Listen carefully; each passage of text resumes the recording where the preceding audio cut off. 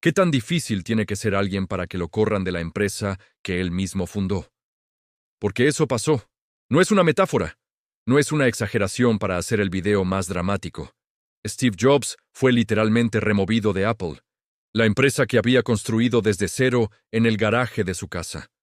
La empresa que llevaba su nombre en cada decisión que se había tomado desde el primer día. Lo sacaron. Y lo que pasó después es una de las historias más extraordinarias en la historia del capitalismo moderno.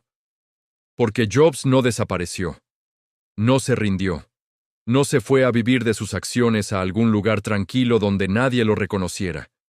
Hizo algo diferente. Aprendió, y cuando regresó, 12 años después, regresó convertido en algo que nunca había sido antes. No solo el fundador visionario que había creado la computadora personal accesible, sino el líder que sabía exactamente cómo convertir esa visión en una empresa que pudiera sobrevivir sin destruir a todos los que estaban dentro de ella. Lo que construyó en su segundo acto fue el iPhone, el iPad, iTunes, el sistema operativo que hoy corre en más de 2.000 millones de dispositivos activos en el mundo. Pero ninguno de eso hubiera existido sin el despido. Esta es la historia de cómo expulsaron a Steve Jobs de Apple y de por qué eso fue lo mejor que pudo haberle pasado. Los Altos, California.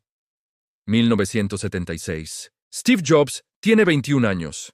Steve Wozniak tiene 25.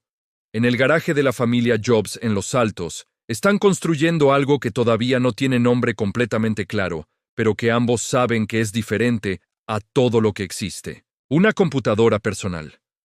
No el mainframe enorme que ocupa salas enteras en universidades y corporaciones. Una computadora que una persona pueda tener en su casa. Que no requiera un doctorado en ingeniería para operar. Que sea accesible no solo en precio sino en concepto. Wozniak es el genio técnico. El que entiende los circuitos, los procesadores, la arquitectura de hardware que hace posible el producto. Si Jobs nunca hubiera existido, Wozniak habría construido el Apple Prim como un proyecto de hobbyista que compartiría con otros entusiastas en los clubes de computación que proliferaban en el área de la bahía de San Francisco. Jobs es otra cosa. Jobs ve lo que Wozniak ha construido y lo que puede convertirse. No el producto, el mercado, la oportunidad. El momento histórico en que una tecnología que existía solo para especialistas estaba a punto de volverse masiva si alguien la empaquetaba de la forma correcta. Esa capacidad de ver el futuro con suficiente claridad como para actuar sobre él antes de que sea obvio para los demás es lo que define a Jobs desde el principio. Fundan Apple Computer Company el 1 de abril de 1976, con un tercer socio, Ronald Wayne, que vende su participación del 10% por $800 semanas después. Una decisión que en retrospectiva es quizás la más cara en la historia del capitalismo americano moderno. El Apple se vende, no masivamente, pero se vende, y con las ganancias construyen el Apple II. El Apple II cambia todo.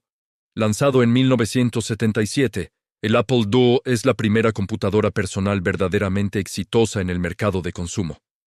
Tiene color, tiene sonido. Tiene la capacidad de ejecutar una hoja de cálculo llamada VisiCalc que convierte el dispositivo de juguete tecnológico a herramienta de negocios real.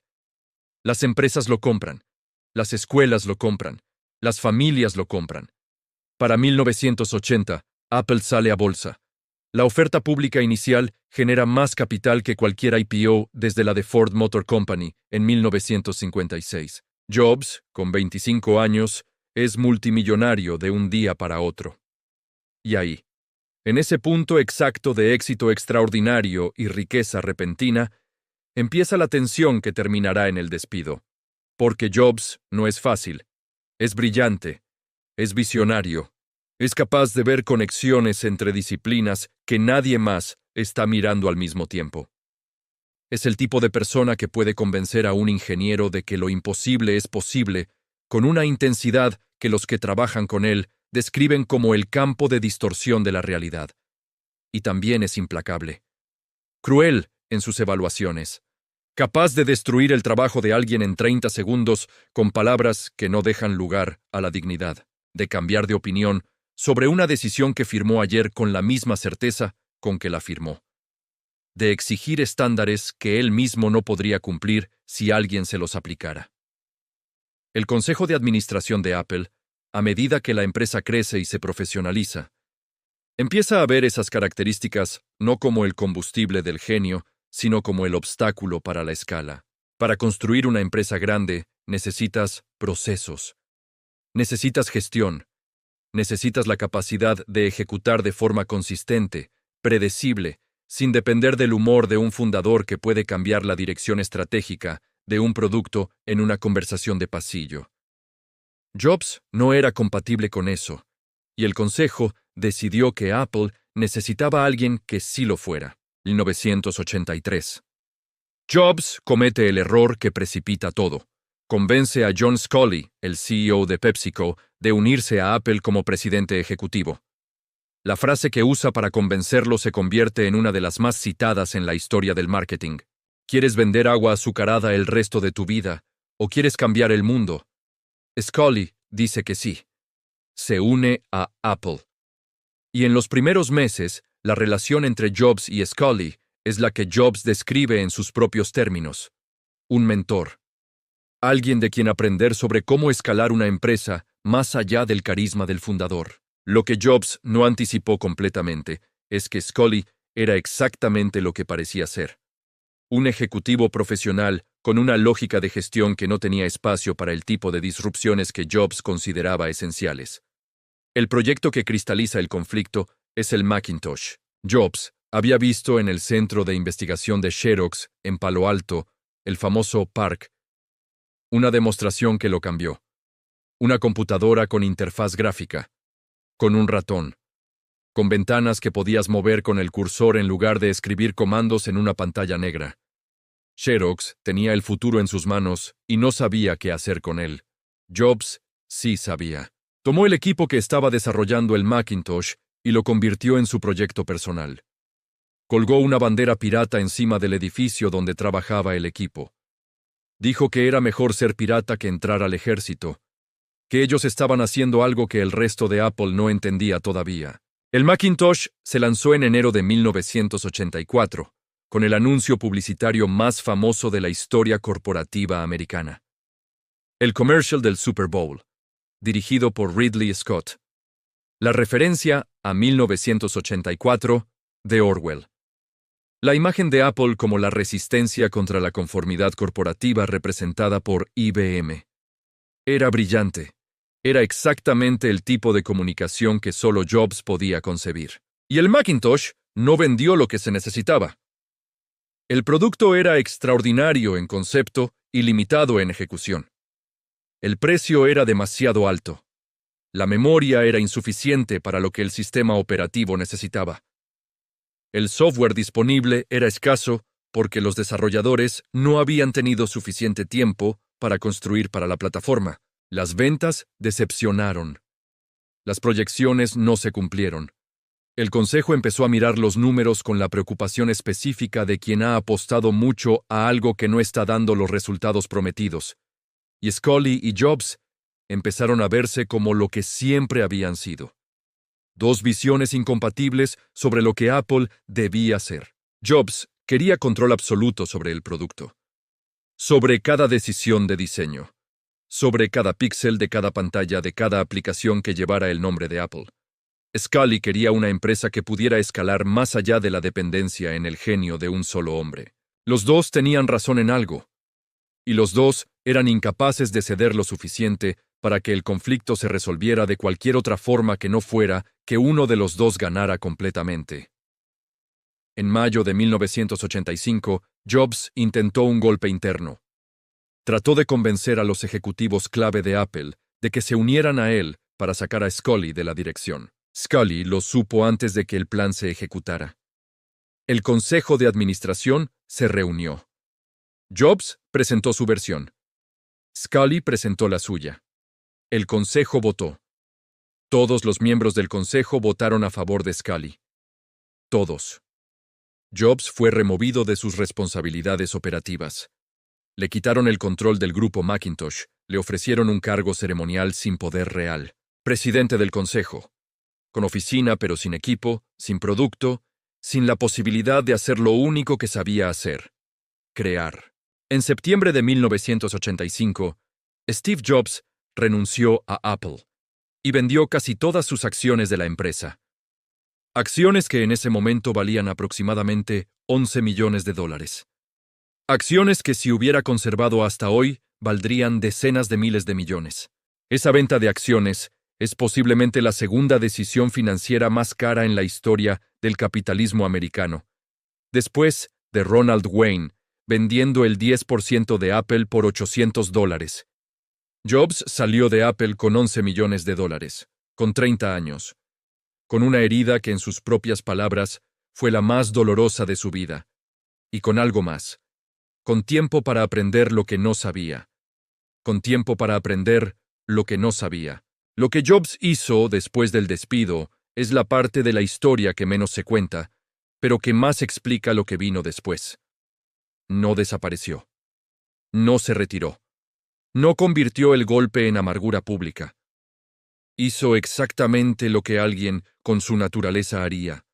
Empezó de nuevo. Fundó Next Computer, una empresa de computadoras de alto rendimiento dirigida al mercado educativo y científico, con una visión ambiciosa, con estándares de diseño que eran incluso más exigentes que los de Apple, y con el mismo problema de siempre, que esta vez, sin el colchón de Apple para absorberlo, se volvió más visible. Jobs seguía siendo Jobs, brillante, visionario, imposible. Las computadoras de Next eran extraordinarias en diseño y tecnología. Eran también demasiado caras, demasiado lentas en llegar al mercado y demasiado dependientes de software que nadie había construido todavía para ellas. Next nunca fue el éxito comercial que Jobs prometía. La empresa sobrevivió, vendía hardware y luego solo software, pero no era Apple. No era la revolución que Jobs anunciaba en cada presentación. Pero en el proceso de construir Next, algo cambió en Jobs. No el talento, no la visión, no la exigencia. Lo que cambió fue la comprensión de qué hace que una empresa funcione más allá del genio de su fundador. La diferencia entre tener razón sobre el producto y saber construir la organización que puede hacer el producto de forma consistente.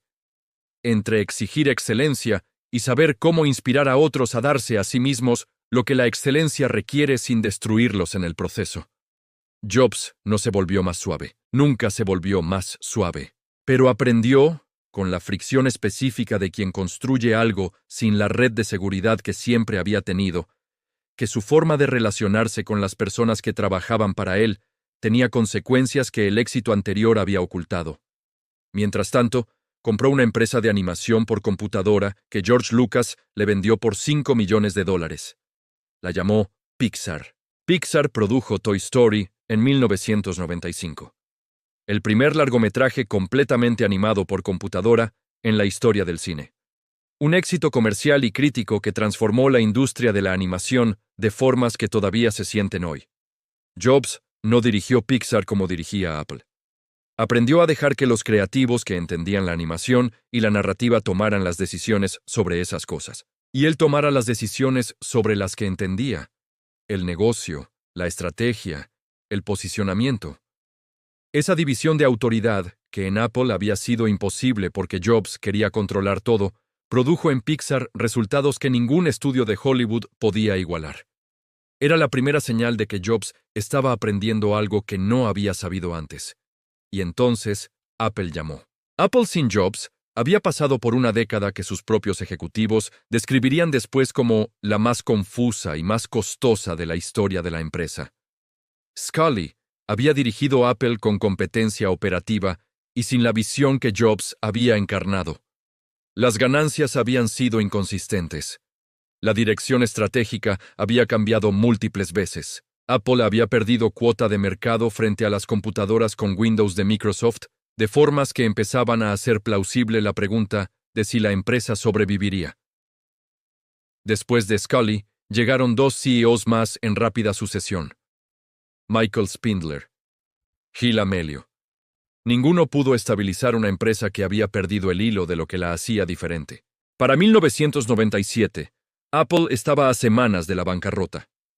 En diciembre de 1996, Apple compró Next por $429 millones, oficialmente para obtener el sistema operativo que Next había desarrollado y que Apple necesitaba para modernizar su plataforma técnica. En realidad, para recuperar a Jobs. Jobs volvió como asesor, luego como CEO interino, luego simplemente como CEO. El consejo que 12 años antes había votado unánimemente para sacarlo, lo trajo de vuelta porque sin él la empresa estaba muriendo. Y Jobs volvió diferente. Lo que Jobs hizo en su segundo acto en Apple es la razón por la que esta historia importa más que cualquier análisis estratégico sobre el mercado de computadoras personales. Lo primero que hizo fue simplificar. Apple en 1997 tenía docenas de líneas de producto. Computadoras de escritorio, laptops, servidores, periféricos, en docenas de configuraciones diferentes. Jobs redujo todo a 4 productos. 4. Una matriz 2x2. Computadora de escritorio para consumidores, computadora portátil para consumidores, computadora de escritorio para profesionales, computadora portátil para profesionales.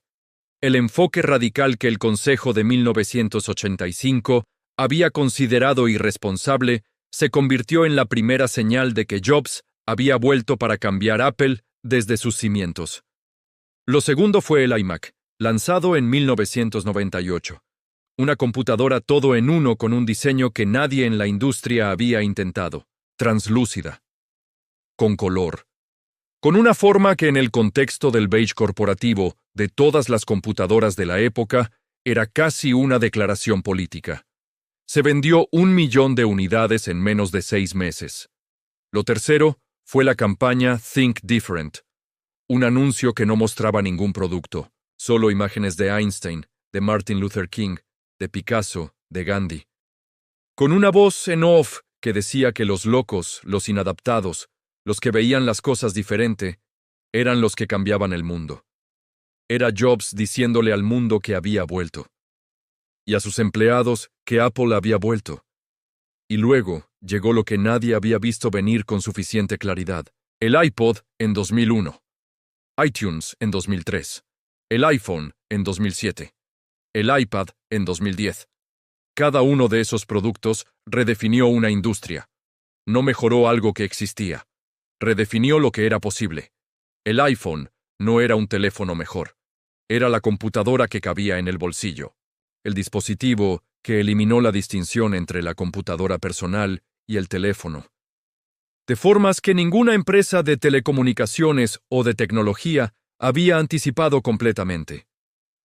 Para cuando Jobs murió en octubre de 2011, Apple era la empresa más valiosa del mundo, con una capitalización de mercado que superaba a ExxonMobil, a Microsoft, a Google.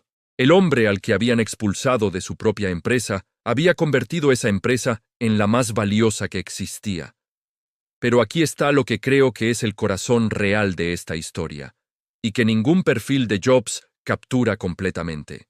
El Jobs que creó el iPhone no era el mismo Jobs que creó el Macintosh. Era más inteligente en el sentido específico de la inteligencia que más importa en los negocios. Sabía lo que no sabía. Y sabía a quién necesitaba para lo que él no podía hacer. Tim Cook para las operaciones, Johnny Ive para el diseño industrial, Eddie Q para los servicios digitales, cada uno extraordinariamente bueno en su área. Cada uno con la autonomía suficiente para ejecutar su parte de la visión sin que Jobs destruyera esa autonomía con su necesidad de controlar cada detalle.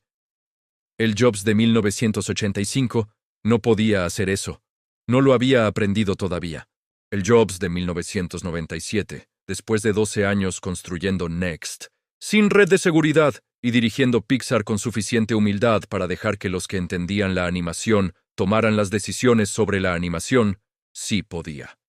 El despido que en 1985 pareció el final de la historia más grande de Silicon Valley fue, en realidad, el inicio de la parte más importante de esa historia.